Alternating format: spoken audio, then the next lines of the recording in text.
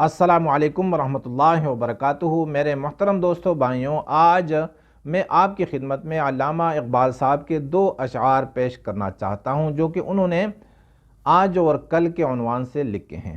آئیے پہلے کلام سنتے ہیں اور اس کے بعد اس کی تشریح۔ علامہ صاحب فرماتے ہیں کہ وہ کل کے غم و عیش پر کچھ حق نہیں رکھتا جو آج خود افروز جگر سوز نہیں ہے، وہ قوم نہیں لائق ہنگامہ فردا جس قوم کی تقدیر میں امروز نہیں ہے۔ علامہ صاحب نے فرمایا وہ کل کے غم و عیش پر کچھ حق نہیں رکھتا جو آج خود افروز جگر سوز نہیں ہے۔ پہلے مشکل الفاظ کا ترجمہ سنتے ہیں۔ غم کہا جاتا ہے اس کیفیت کو جو طبیعت اور چاہت کے خلاف ہو، جسے انسان کی طبیعت نہیں چاہتی، اور عیش اسی کیفیت کو کہا جاتا ہے جس کے حصول کے لیے انسان سوچتا بھی ہے اور محنت بھی کرتا ہے، اور اس کی طبیعت چاہتی ہی اسی کیفیت کو اس کو کہا جاتا ہے عیش یا خوشی۔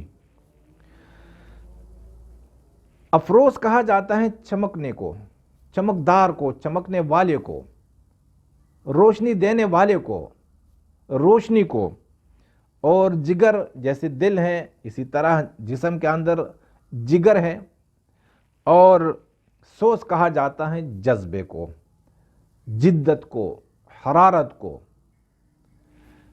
علامہ صاحب نے ہمیں خبردار کیا ایک قوم کی حیثیت سے کہ اے مسلمانوں، تم کہیں کی بے ہو، عرب ہو، عجم ہو، کالے ہو، گورے ہوں، لیکن تم ایک قوم ہو، اور ایک قوم کی حیثیت سے تمہارے عروج اور زوال بھی یہ ان کا ہونا لازمی ہے۔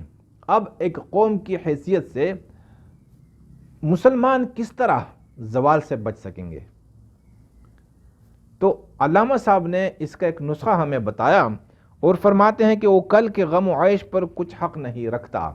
مستقبل میں ہر انسان اور ہر قوم یہی چاہتی ہے کہ ہمارا مستقبل روشن ہو، ہمارا مستقبل تعمیری ہو، ہمارے اوپر کوئی خوف نہ ہو، ہمارا مستقبل پرامن ہو، اور کوئی ہم پر غم مسلط نہ کرے، کوئی ہم پر ذلت مسلط نہ کرے، کوئی ہم پر غربت مسلط نہ کرے، اور کوئی ہم پر زوال مسلط نہ کرے، بدامنی مسلط نہ کرے۔ تو ہر قوم اور ہر فرد یہ اسی نقطے پر کام کرتا ہے۔ اب علامہ صاحب نے ہمیں خبردار کیا کہ کل کا جو غم اور عیش ہے اس پر کس قوم کا حق ہے، یعنی عیش خوشیوں کو حاصل کرنا اور غموں سے نجات پانا مستقبل میں یہ کس قوم کا حق ہے؟ کون سی قوم اس یعنی غم سے نجات حاصل کر سکتی ہیں اور کون سی قوم جو ہے وہ خوشیاں پا سکتی ہیں؟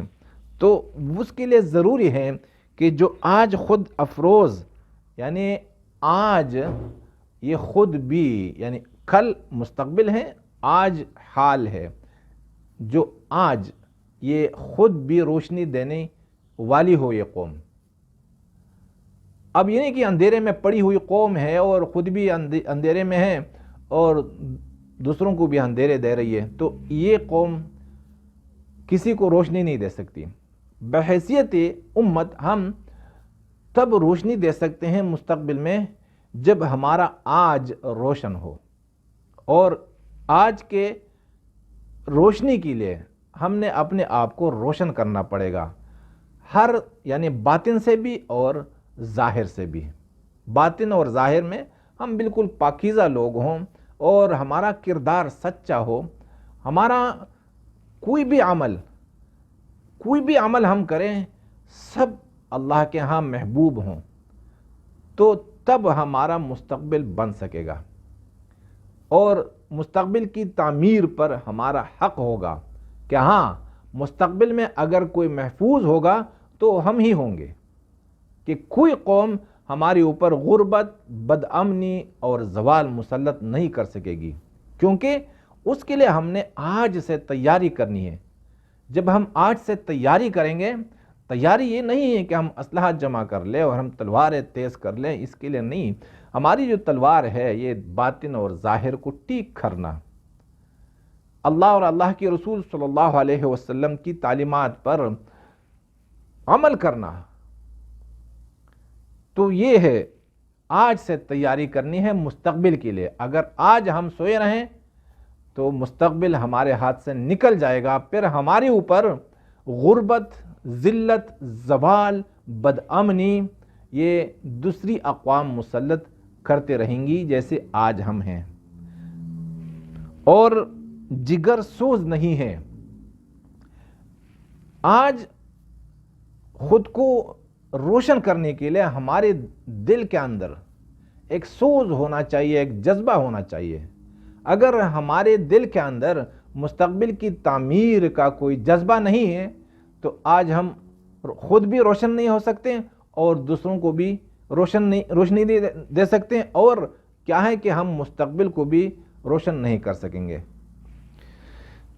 وہ قوم نہیں لائق ہنگامہ فردا، جس قوم کی تقدیر میں امروز نہیں ہے۔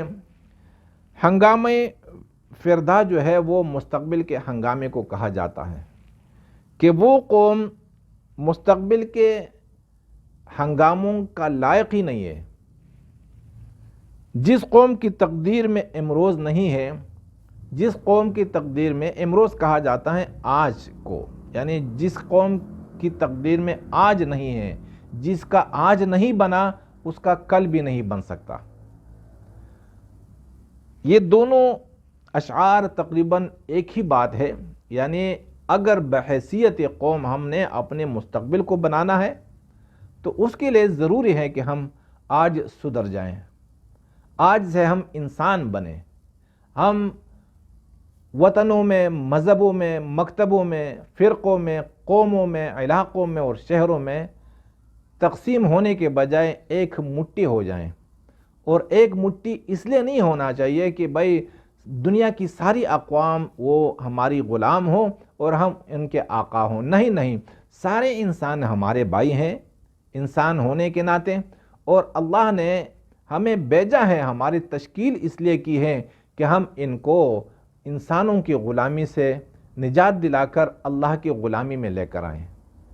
اور اس کے لیے ضروری ہے کہ ہم آج اپنے نفس اور اپنی خواہشات کی غلامی سے خود کو آزاد کرائیں، اس کے بعد دوسروں پر محنت کریں۔ میرے محترم دوستوں، بھائیوں، اگر یہ اشعار اور تشریح آپ کو پسند آئی ہوں تو دوسروں تک بھی پہنچا دیجیے گا۔ جزاکم اللہ۔